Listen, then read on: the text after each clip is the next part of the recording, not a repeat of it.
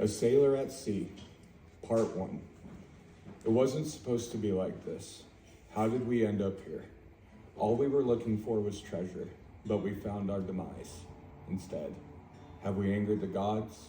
Were we blinded by greed? Did we allow our arrogance to control us? Hear my story, and maybe you can be our judge. It was a normal day, sun high in the sky, birds chirping, trees swaying in the breeze. The salty air from the sea brushing against your face. I was packing my sack, preparing for the long voyage ahead.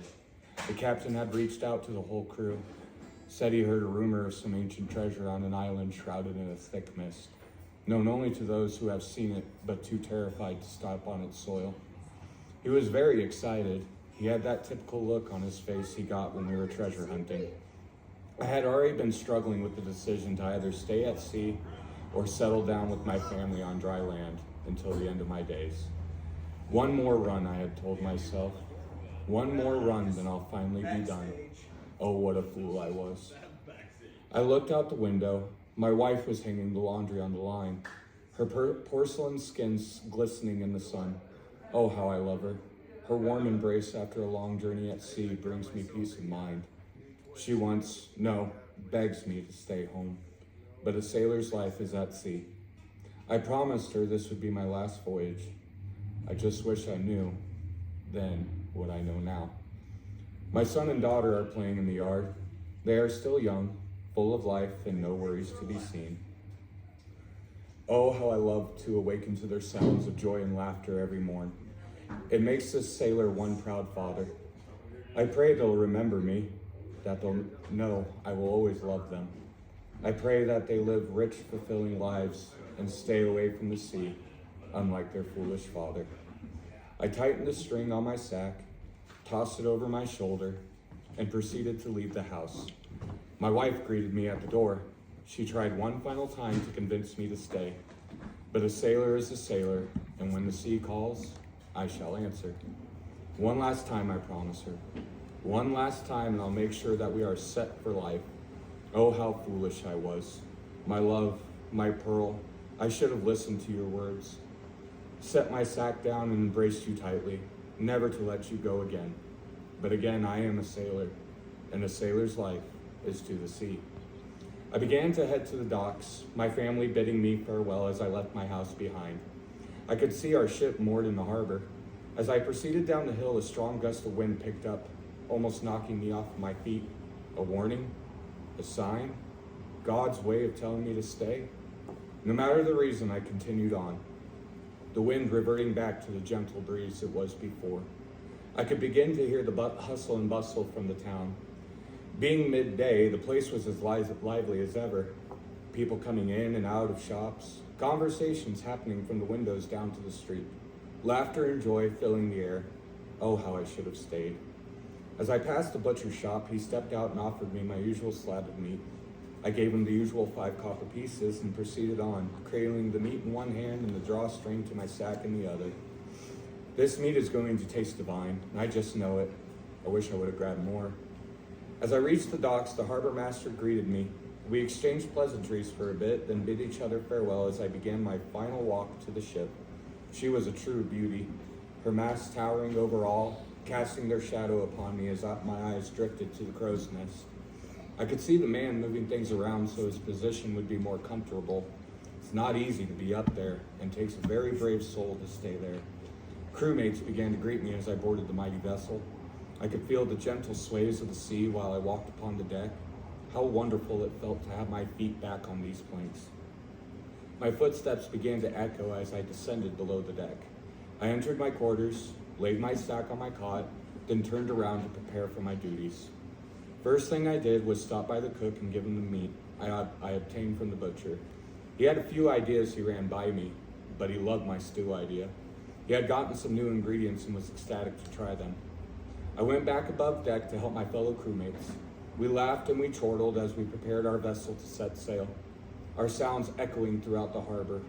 What fools we were. We never should have left that harbor. But we are sailors, and a sailor's life is to the sea. We finished prepping the ship and the captain's voice echoed over the deck. We were ready to set sail. He stood at the helm, as we pulled the mooring line in. We raised anchor, then shoved off, turning towards the horizon and sailing away. As the town grew smaller in the distance, the crew sprung to life, and we were hell-bent on making it to our destination. Part 2. 2 days have passed. 2 days since we left the harbor of my home village and island. We arrived at our first stop on our way to the island the captain had mentioned. It was a small island just past a beautiful coral reef.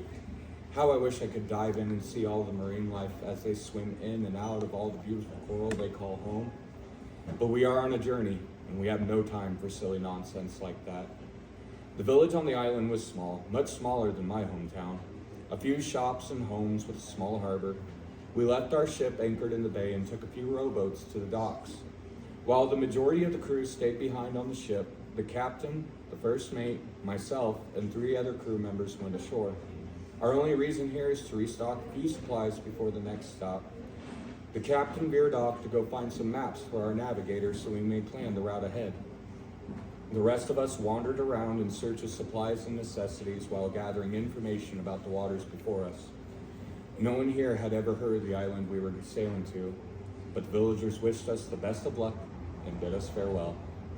The few members that I'd come with, first mate as well as myself, were sitting and conversing on the dock whilst waiting for the captain to return. I overheard the first mate say, depending on the route we take, we may have 2 more stops instead of 1. It didn't matter to me. The sooner we get the treasure, the sooner I can return home to my loving wife and children, where we will live out the rest of my days together. At least, that's what I wanted most. But I am a sailor, and a sailor's life is to the sea. The captain had yet to return, so I began to walk around the village searching for him. I was feeling restless, just sitting at the dock anyways. I talked amongst the locals, learning about their daily lives and this island's history. As it turns out, for being such a small island village, it was a somewhat popular stop for seafarers all around the world. It laid in the middle of a trade route that isn't used very often. All of them that have come through have always been greeted with heartwarming welcomes and tearful, fond farewells. Truly a peaceful little village. Maybe one day I can move my family here. But sadly, I would never get that chance. As I continued to walk through the streets, I finally found the captain outside the bakery. He was carrying bread and pastries with a big smile on his face. Treats for the crew for our last journey together, he would tell me as we proceeded together side by side back to the docks. He would laugh and chortle as he proudly explained to me in the heavens above how proud of his crew he was. That was my captain, a man who saw the best in everyone and showed genuine gratitude for all they did. A true man among men, but like us, his foolish crew, he was a true sailor, and a sailor's life is to the sea. We loaded up the few boats we came in and began to row to the ship. The crew tossed down the ladder and we began our ascent aboard while the rowboats were pulled back up to the deck. The crew had been cleaning the ship while we were gone, and I must say, she was truly majestic that day. Her deck shining from the sun, ropes and sails swaying in the breeze, the creaking of the wood as the vessel gently rocked in the waves.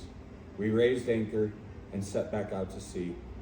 I was called into the captain's quarters shortly after departure to discuss the route we would take with the first mate, the navigator, and of course, our captain. We all sat at the table as the captain rolled out the new maps he had just purchased. I listened to them discuss the route amongst themselves as I studied each map carefully, each one laid out in a line, ending with what would be our final destination, the island shrouded in mist. The captain stabbed a short dagger into the final map, declaring that's where the island waited. There was nothing drawn beneath the shining blade on the map, but when you're looking for lost treasure on an island, then that's to be expected. I leaned back into my chair contemplating as we discussed our next stop. It would be a few days until we'd arrive, which would give us plenty of time to resupply and prepare for the next leg of our journey. As we all stood up and prepared to leave, a cold chill slithered its way down my spine. I quickly turned and looked at the dagger's tip and the map the captain had stabbed. My stomach began to toss and turn as I thought about the treasure hoard that awaited us, but I shrugged it off and went back to the deck. I should have begged, no, pleaded to turn around. I should have told our captain about my uneasy feeling. But we are sailors, and a sailor's life is to the sea.